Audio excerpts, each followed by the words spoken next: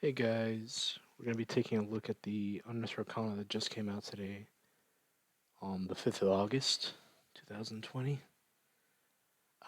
College of Spirits, Bard, and Undead Warlock. Two ones I didn't really see coming. I didn't know there was going to be another Arcana today. I wasn't expecting it. And they look alright. I mean, I'm not a huge Bard player. The subclass, a lot of subclasses I find that are pretty interesting for it. I think it's got a good variety and good amount, especially this one.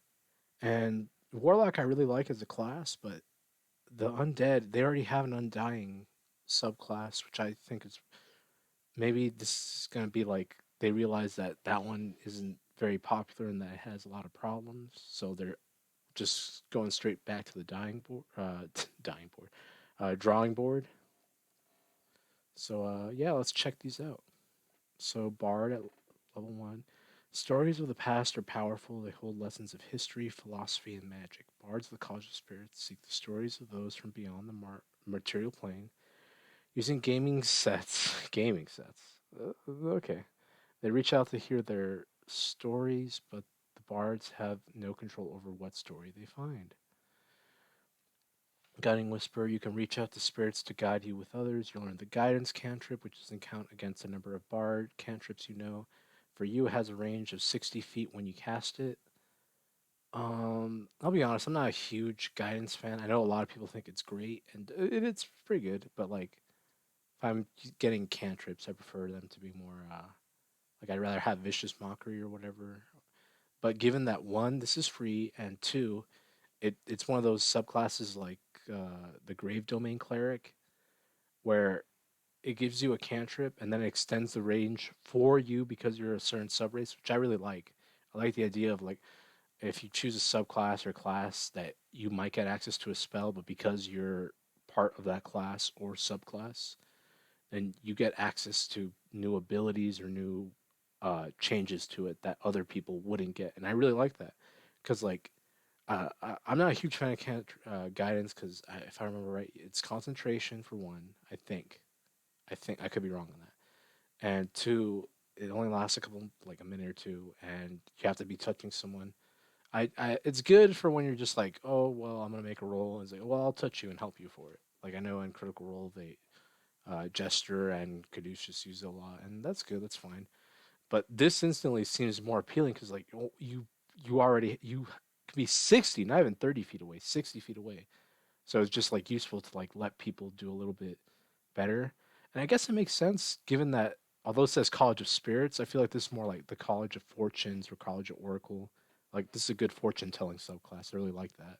We'll get into that right now, but it goes with the theme. It's a nice little thing. It's not too powerful and it's okay. I really like that. Like it's not the best thing ever, but it's okay.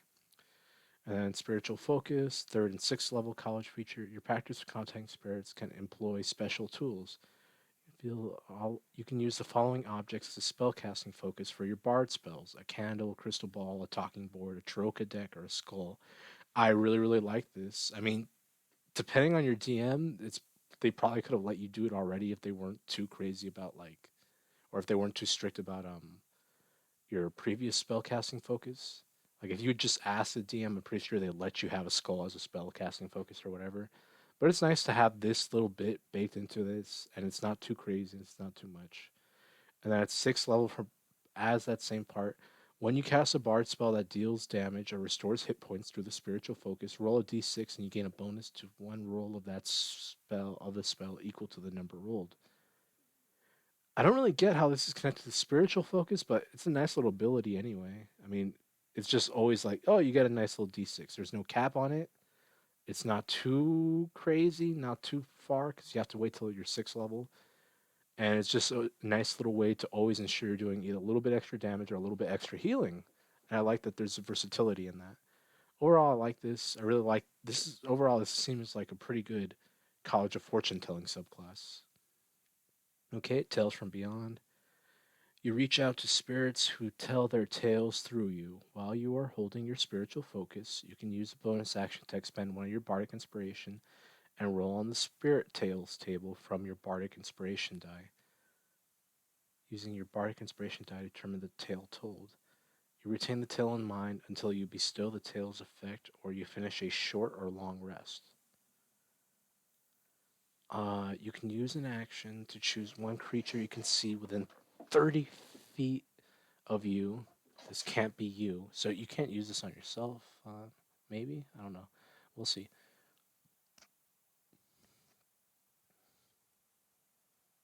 Oh, so you can hold it to be the target of the tail's effect. Once you do so, you can't bestow the tail's effect again until you roll it again. You can retain only one of these tails in mind at a time, and rolling on the spirit tails table immediately ends the effect of the previous tail. The tail requires a saving throw. The DC equals your spell save DC. Beast. You reset the tail of a clever animal for 1 minute. The target has advantage on wisdom, perception checks, and advantage on attack rolls against a creature. If another enemy is within 5 feet of it, then that enemy is. Oh, nice! So it gives you pack tactics, and you have like the eyes of a hawk or something. Warrior, you recount the story of a renowned duelist. Make a melee spell attack against the target as an attack. A spectral warrior appears in occupied space within 5 feet of it. Huh. And the hit. The target takes force damage equal to 2 rolls of your bardic inspiration die plus your charisma modifier. So wow, depending on your charisma mod, you can be doing like 21 points damage at 3rd level for one ability. That's pretty nice. Friends, reset the tale of friends who found each other in the afterlife. Target and another creature of its choice it can see within 5 feet of it regain hit points equal to a roll of your bardic inspiration die. Wow, there's a lot of options. Tell a tale of an adventure that could escape any confinement. Wow, right off the bat, um, I'm just gonna stop there because there's a bunch. But I do like how there's just a ton of options. And from what I can tell, this ability is your bardic inspiration die instead becomes like a fortune telling table. And I wish this were called like instead of tails, it'd be like, oh, this is your fortune or whatever. You have the tale of the death tarot. Like it's not tarot cards, whatever the equivalent is for tarot cards. And you deal an extra damage at the end of your turn to an enemy against you or whatever. I but I like that a lot.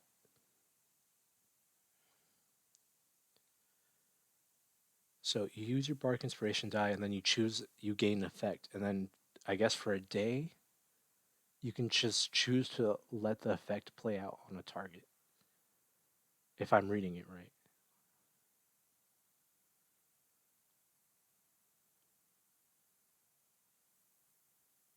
yeah, until you finish a short or long rest.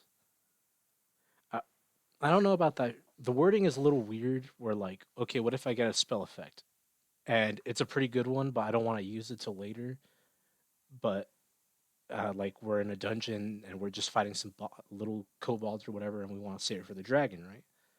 Well, what if I take a short rest in the dungeon and like, oh, well, I have to roll a new one? I wish it said it lets you choose a new one on a short or long rest.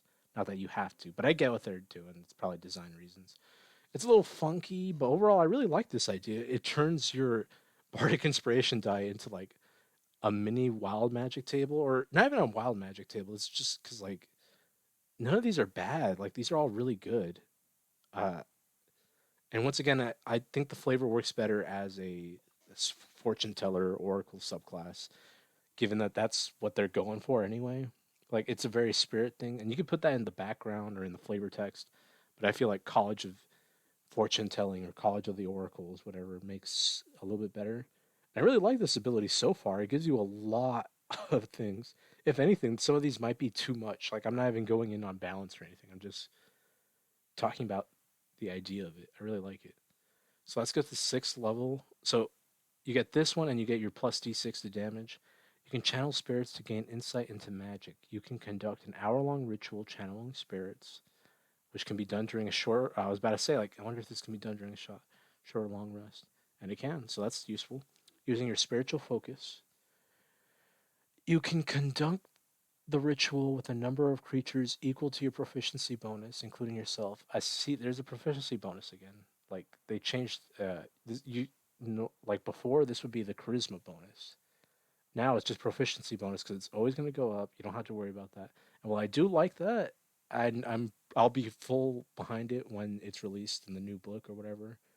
If they're going in on all proficiency, I feel like going back might want to add errata to previous books because this could be a game changer. Like if you add, uh, like I don't know, I'm trying to think, a monk subclass that says, oh, it works on your wisdom bonus because that's how all monk subclasses work. I'm not thinking of anyone specific. I'm just thinking of a general one. If you make a proficiency bonus, then like depending on the wisdom, it's just gonna happen. Depending on your wisdom score, it's just like you could have a theoretically a low wisdom score and just put all in on dexterity as a monk. And this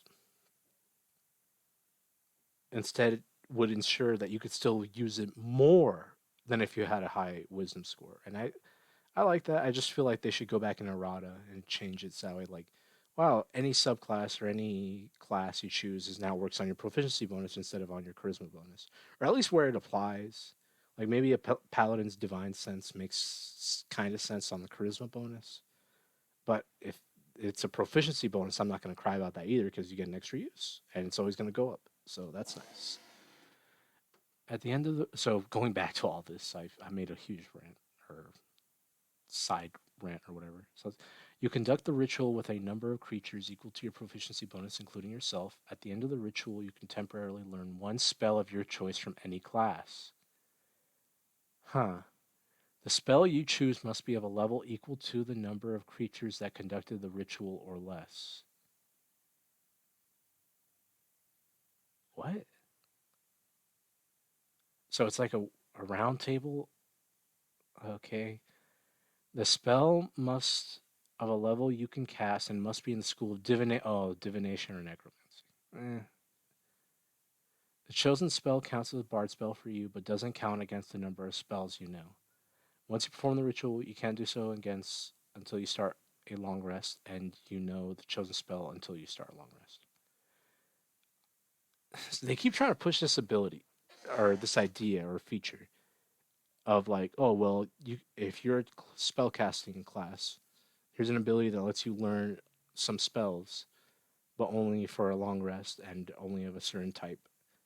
And then on the next day you can change it. And I like that idea in theory. It's just every time they try to do it, it comes out a little funky.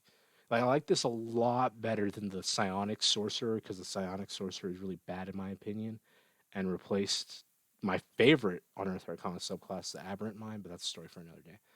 Um, but this is it's still funky, but I like the idea of it. Like just like getting a free, yeah, it's divination or necromancy, so that's not like you're a little bit limited, but you could still get a pretty good high level thing, a high level spell that's of a good thing that you wouldn't normally get. So that's not terrible, and plus it works with the theme that they're going for. So I'm not too mad about that. The one part that is weird is like, okay, at the you conduct the ritual with a number of creatures equal to your proficiency bonus, so up to 6 creatures. So with you, that's 7.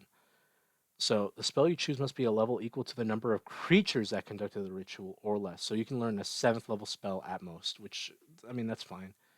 It's to make sure you don't get like a 9th level spell out of nowhere. I mean I wouldn't care that much if you're like a level 17 uh, bard. I think this would be a cool way to kind of get that spell for that, and I think it would work thematically.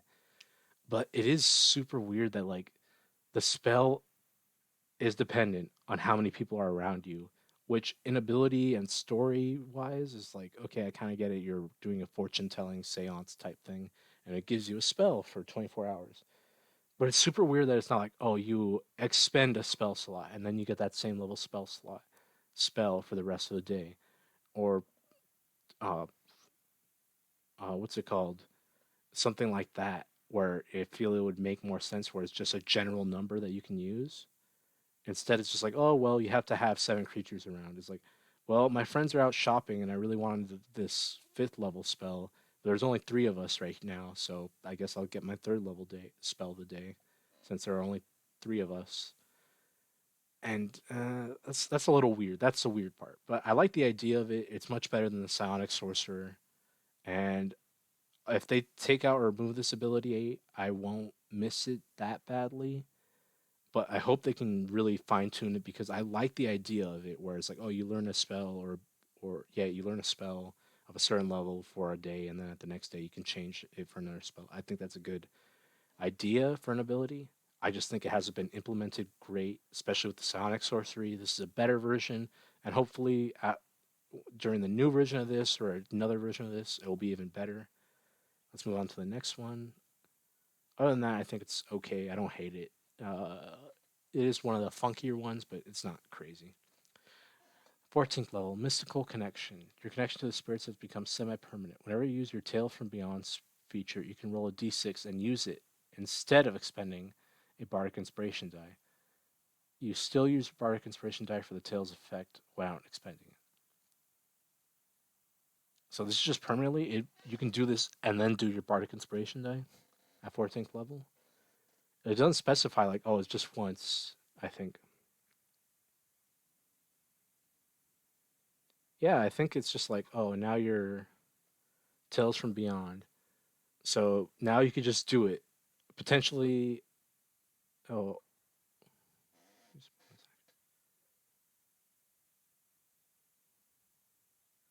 yeah, you can just do it and then do your, and it doesn't rely on your Bardic Inspiration die. So you can do this and do your Bardic Inspiration die at the same time or afterwards. Um, I don't think it's too crazy. If anything, I think it's a little boring for 14th level, but it is useful. I'm not going to say that because now you get your signature subclass ability, and you still, and it's for free because you don't have to expend your Bardic Inspiration die, which I would say isn't that crazy anyway. You could still, I mean, your Bardic Inspiration die isn't going to be that important most of the time. Now, especially now that it doesn't require, it's not used for your super good super subclass ability. I don't hate it. I don't love it. It's okay. It's kind of middle of the road, kind of bleh, but it's all right. They could probably replace this with something else, and I wouldn't hate it. Especially since I feel like if you're playing a subclass that isn't directly affected with your or doesn't extremely change your bardic inspiration die, then there's it's not that amazing just on itself. I mean, it's still gonna be useful, but like the subclasses are what really makes it shine. Like I'm trying to think. I think College of Swords lets it you add it to your attack rolls, and I think College of Whispers makes it so enchantment spells work better if I remember. I don't know. It's been a while, but either way, like it's okay. I don't hate it. Um, it's an okay ability. It's kind of weird how like the rest of this class is just like very like, oh, here's all this crazy stuff, and then the 14th their capstone subclass ability is just like, you don't need to use your bardic inspiration to use your regular ability. I mean, it's still good. It's still good. I like it overall. Overall, it's still pretty strong. It's strong. It's nice. I like the flavor of it. Although I think it should be rebranded College of Oracles, College of Fortune Telling, etc. College of Fortune, of Reading Palms, whatever. And this is really cool. And it's not something I would have expected for the Bard either. Like this is like when I picture Fortune Teller, I think maybe like Druid, Sorcerer, Ranger, maybe like a background. But like this is a whole Bard subclass, and I really like it. It's something different. Now onto the Warlock, the Undead. Thing that resides in the dark corners. Your patron could be a Serac. I like that. That's an option. Aslan, Lord Soth, Strahd. Ooh, or some other ancient undead being. You might be seen to gain H. Blah blah blah. Right off the bat, the biggest thing I think is weird is like, well, now you have the undead and the undying. What's the difference? I mean, I guess you could say like, well, one's more like zombie and one more like lich. But then even in this doesn't make sense because in the undead you got options for a Serac who is a lich and then Strahd who's a vampire. I mean, I'm not gonna judge it right off the bat because I do want to see what abilities and stuff they'll have. I just think it's a little weird how they have the Undying and the Undead.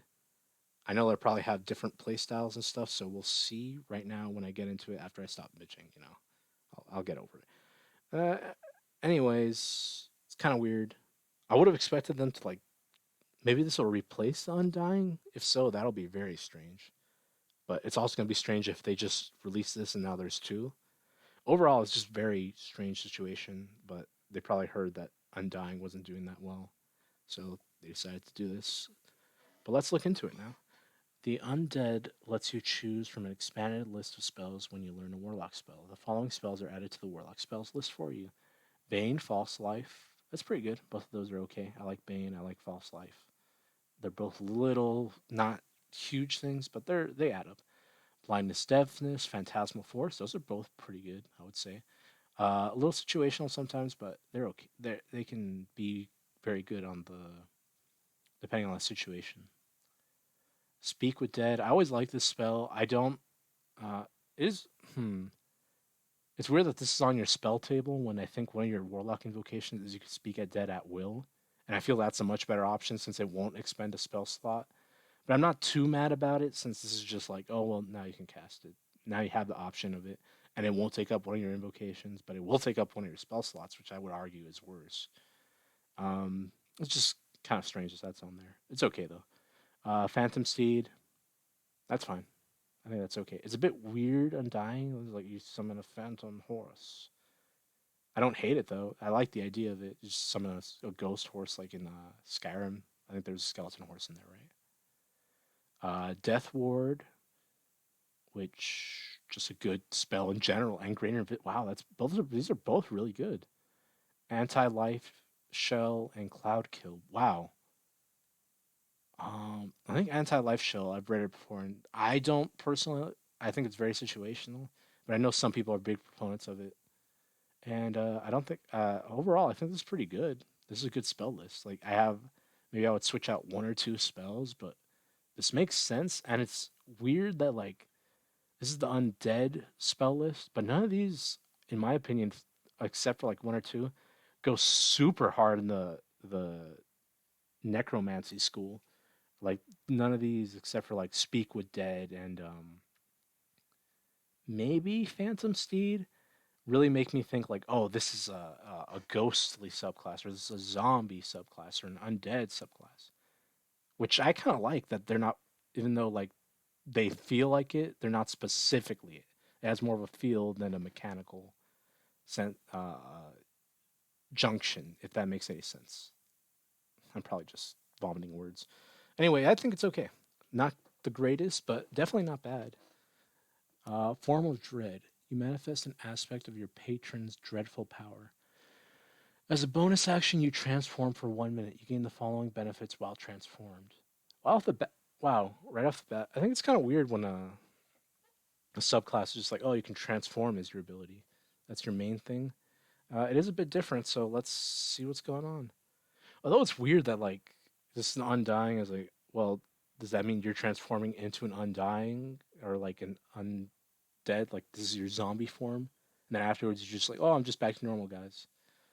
Anyway, let's look at the abilities you get while transform. You gain temporary hit points equals to 1d10 plus your warlock level. Pretty good, pretty good. I don't think would this stack with false life though. I don't think it would. But you can still use that on your friends or whatever, so it's fine.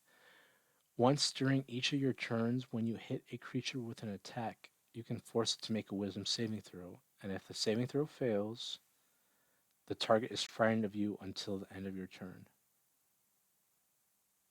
Huh. So you can make them scared. It's once per turn, so it's not too crazy. With an attack. It doesn't say spell or weapon, so I guess it could be either. Huh. That's maybe when you hit a creature you can see. That might help clarify things. You are immune to the frightened condition. Oh, that's pretty good. You're like getting a warlock, the paladin's aura at like level 1. This is pretty good for level 1. It's not too crazy. You can transform a number of times equal to your proficiency bonus, and you regain all expended uses when you finish a long rest. The appearance of your form of dread reflects some. For example, your form could be a shroud of shadows forming the crown and robes of your lynch fortune, or your face might transform into bat-like features due to your vampire patron. I like this flavor text, but I wish that was presented mechanically because it's already giving you a bunch of stuff. So I think it'd be cooler if like the your transformation instead presented you with a bunch of options based on the patron you choose, which would further allow greater customization and would, I think, allow you um, more, what's the word? Options, and like it would re-enhance the flavor because now you got to choose like, do you want the ghost, the vampire, or the zombie patron? And then like, or a specific undead patron, and then you choose ghost. You have resistance to like non-magical damage because you're ghostly, and then you choose the zombie. Uh, I don't know. You can get back up after you're down to 1 hit point. No, that's pretty strong though. Something like that. And then vampire is like, oh, you can suck someone's out blood, and then when you make a weapon attack or something, or a melee attack, or when you reduce a creature's 0 hit points, you regain some hit points. I think that might work. Or, but these ones that they have just at first level aren't bad, but it doesn't scream undead to me either, if I'm being honest. Like this just kind of spooky generic warlock to me. I don't hate it. I don't hate it. Like my personal feelings aside, it is good. Like I would say, unabashedly, like statistically good. The fact that you can just as a bonus action 6 times a day when you're level 20, um, you get all this. You can be this for 1 minute, and I would say most combat, like depending on the combat, it won't even last 1 minute. Most encounters, like maybe more if it's really crazy, like 1.5, maybe two, and then you could just still do it 6 times a day. So you're just not gonna run out of this once you're higher level. Sixth level, grave touched. Your patron's powers have a profound effect on your body and magic. You don't need to eat, drink, or breathe. So, I mean, nice little ribbon feature, but that's not too crazy. In addition, when you hit a creature with an attack and roll damage against a creature, you can replace the damage type with necrotic damage. Okay, that's something. While you are in your dread form of dread, you can roll one additional damage die when determining the necrotic damage the target takes. So you can potentially just double the damage die while in your grave form or your form of dread. Once again, this doesn't really feel, apart from the patron where you don't have to eat, sleep, drink, or breathe. That's a very undying warlock, which makes me again feel like this should just replace the undying. Maybe it's not like it has anything crazy. Um, yeah, this is pretty strong actually. Like, okay, you can turn all your damage against necrotic. That's not. Uh, I don't think necrotic is super heavily resisted, depending on the unless you're fighting undead, which you are an undead. I mean, I guess that kind of makes sense. Um, but your typical regular, degular bandits and other enemies, that's going to be useful against them, depending on if you're fighting a monster that's resistant to fire. Well, now it's necrotic fireball.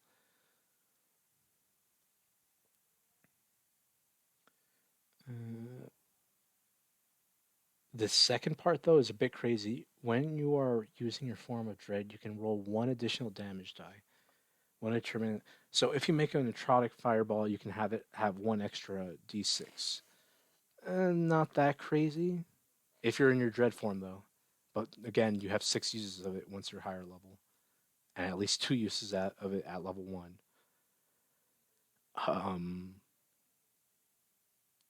which isn't too crazy, but you can add this to your any damaging spell. So that means your Eldritch Blast can be 2d10 at level 1.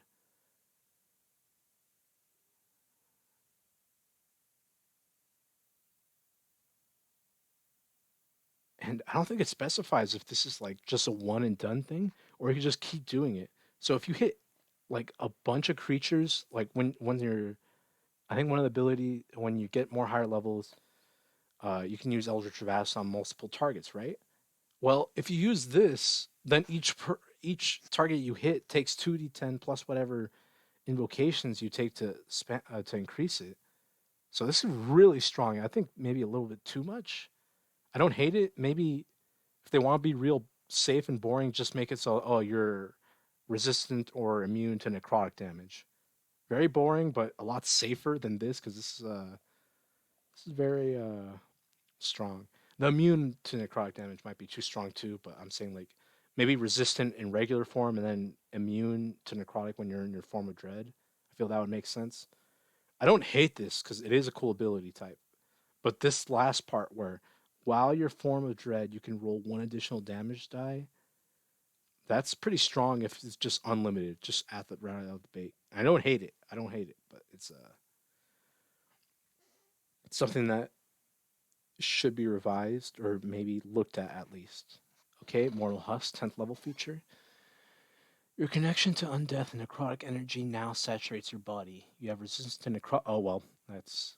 Oh, 10th level to get it, though? That's a bit lame. That's a bit long to wait. You could be at Asimir and get it at level 1. And once again, I wouldn't. I would say you could just add that to your Grave Touch, or maybe even your Form of Dread while your Form of Dread. You have resistance. If you are transformed using your form, you instead become immune to necrotic damage. So what I just said. I'm okay with that, but once again, 10th level is a bit late for that. I would say like the resistance to necrotic damage. I think you should add that to Form of Dread, and then if you want to keep it like that, then like at 10th level you're always resistant to it, but if you're in your Form of Dread, it's immune, and that's a bit of a buff. But once again, the Form of Dread is already pretty strong, so it's just depending on what you like or what you prefer. In addition, when you are reduced to hero's 0 hit points, you can cause your body to explode. Each creature within 30 feet of you takes necrotic damage equal to 2d10 plus your warlock level. So, Jesus, this could be up to at 20th level. This is 40 necrotic damage, which isn't too bad because you're level 20, but still. You then, so at level 10, when you get this, it would be a maximum of 30 damage. Wow, that's pretty strong. You then revive with 1 hit point in your previous space along with your gear, and you gain 1 level of exhaustion. Once you revive this way, you can't do so again until you finish 1d4 long rest. Mm, don't hate this ability. The first part is like, it's all right. The connection to thing a little late, but I understand why that is for probably balance reasons. But this second part, you can explode your body. Each creature within 30 feet of you takes necrotic damage. Wow, 30 feet. That's a big range too. You then revive with 1 hit point in your previous space along with all your gear and gain 1 level of exhaustion.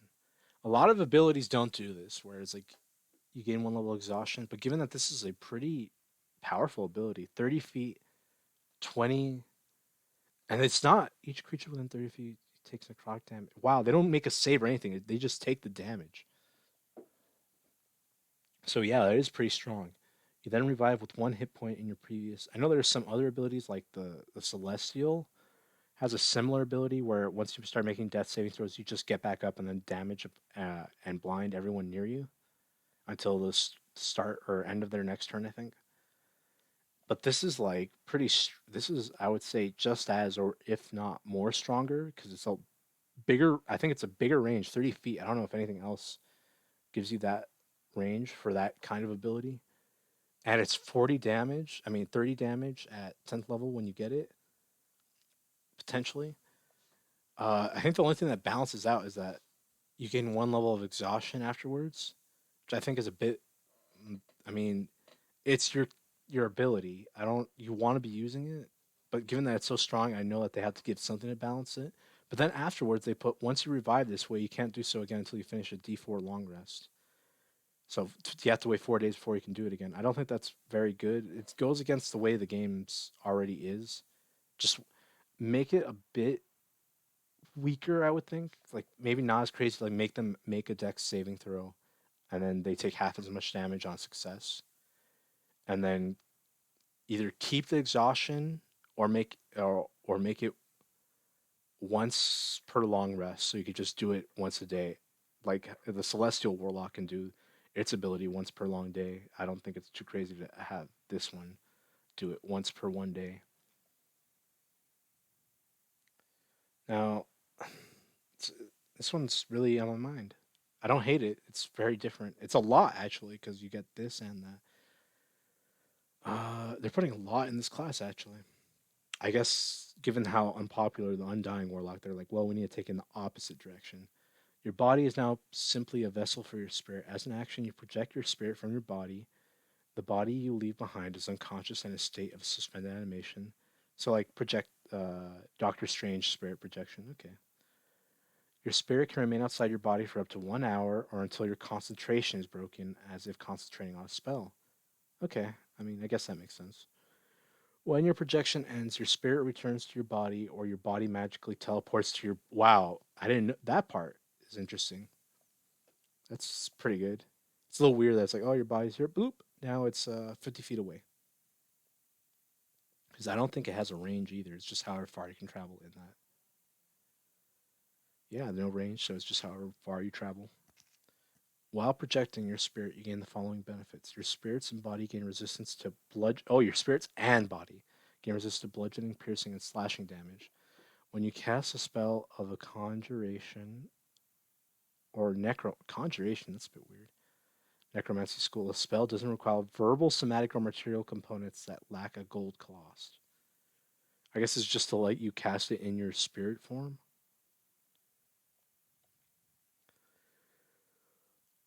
That's pretty good since you're just a spirit casting it. Ugh. I mean, it's okay. It's weird how the conjuration school. Uh, it's a bit strange. Like I guess it's a ghost summoning things, but I feel like this one, necromancy makes school because you're just like, oh, you're going all in on the ghost theme. Yeah, necromancy school that makes sense. But shouldn't this one be evocation or maybe abjuration since you're harder to hit since you're a ghost? It's just weird that it's conjuration. The spell doesn't require verbal or material components that lack a gold cost. And yeah, that's good, but you still can't cast a spell that requires concentration. So I don't like you cast. I think Dance Macabre. I think that's a warlock spell. That is necromancy. Well, you can't cast it while you're in spirit projecting because it has concentration, and you're already concentrating on your spirit projection. I think this would maybe it's like cast any spell without this, and then if it's a conjuration or necromancy or realistically like maybe enchantment since ghosts possess people, so enchantment or necromancy school, it does not require concentration. This would make it a much stronger thing and make it be really cool. I think it would make sense. Your ghost can just do it without concentration. Maybe only one concentration spell at a time, just to make it stop getting too crazy. I don't know. You have flying speed equal to your walking speed and can hover. You can move through creatures and objects as if they were difficult terrain. Yeah, that's pretty standard. Your ghostly form can fly. That makes sense. Can you be seen while you are using your form of dread? Once during each of your turns, when you deal necrotic damage to a creature, you regain hit points equal. Okay, so that's what I said before about like a vampire type ability. That's kind of weird. Where if if you're projecting your spirit, you can be in your form of dread while a spirit. Um, Once you use this feature, you can do so again to finish a long rest. I think this is very. Huh? Is this a pretty weird? The theming is all over the place too, because like, oh well, you get a ghostly form and grave touch. Like it wants you to be undead, but it's not very specific on one type of one undead. Because this one could be like a vampire or a ghost or zombie, how you flavor it. But then the other ones are more like grave touched is more like, and that one could still be grave touch can also be like, oh well, it's just how your patron is, so this can also be flavored that way. But once you get into like mortal husk and spirit projection, this is more like, oh well, you're now a ghost. It's like, well, if I flavored everything to be more of a zombie type undead, then this one doesn't make as much sense, or that one either. But like they just want to have throw a bunch of stuff at the wall and see what sticks. They want to have their cake and eat it too. And And I can't fault them for that because this is one, it's playtest, so just throw whatever you want out there. Two, test it. It makes sense. It's just a bit strange how it's all over the place. Also, specifically for spirit projection, I just think it's a little weird where it's like you can be in your form of dread while a spirit. Maybe it's like while you're a spirit, you're automatically in your form of dread. I don't know. It expends one of your uses or something. Or maybe when you're in your spirit form of dread, you can use one of your uses or two of your uses or whatever, or half your uses if you want to make your uh, form of dread a spirit projection where you're now your body falls on the floor and now you're a ghost or something. I don't know. It just it's I think it's a little strange where it's like, oh well, you're a ghost and you could do form of dread, and but you're also concentrating on it, so you can't cast the big spells that you want to. I know it's a balance restriction, but if I'm a ghost, I want to be like doing that stuff. Also, conjuration school is a bit strange. Once again, I think feel it should really be like evocation or maybe enchantment. I think overall, I think this is really one. It's really interesting. I wouldn't have thought of it. They're very going with a dead, spooky, mystical theme. And I wouldn't have thought of it for the bard of all things. The warlock, I can see it. It's still surprising because they already have the undying warlock. This is a much better option, but it's very interesting. And two, um, it's very surprising that it's a bard class and that they're going mystic, and just that they're keeping making these unearthed arcana. This is great. Like the last one they did was a while ago for the subclasses, and given that people are speculating that the new book's coming out soon, it's really cool how they just keep throwing stuff at it, and I'm all for it. Make another ranger subclass, make another barbarian subclass, make another sorcerer subclass. Go for it. Also, bring back the aberrant mind sorcerer because that was the best subclass of all time. But yeah, I really enjoy all these so far. They're all pretty good. I like their abilities. College of Spirits, I would reflavor it College of Oracles. That's the main thing I would do, just to give it a little bit more flair or whatever. And I think that fits the thematics a bit more. And I would tweak and fine tune all of its abilities. Like some of these are look a little crazy, but overall, I really like it. It's not something I would have thought of, and it makes me want to play a bard, which I wouldn't usually do. Warlock is a little trickier. I think it's still strange how you're gonna have an undying and an undead unless this replaces the undying, which I would be okay with, but can't see them doing. So overall, this is very strange. I wouldn't have necessarily expected Wizards of the Coast to have done this, but I'm happy they are, and I'm looking forward to seeing what else they put out there. I want to see what new Unearthed Arcanas they're gonna put out. Give me another Ranger one. Give me another I don't know, like a fighter or a monk or something. That'd be cool. Yeah, this is pretty good. Given that they're going all in with this and the Phantom Rogue and I'm trying to think. I think there was another one, but I can't remember at the moment. But yeah, it's pretty good. Also, bring back Aberrant Mind Sorcerer. I already said that, but please, I love that class. I love that one so much. And yeah, that's gonna be me signing off. That was my thoughts on the subclasses, Unearthed Arcana subclasses.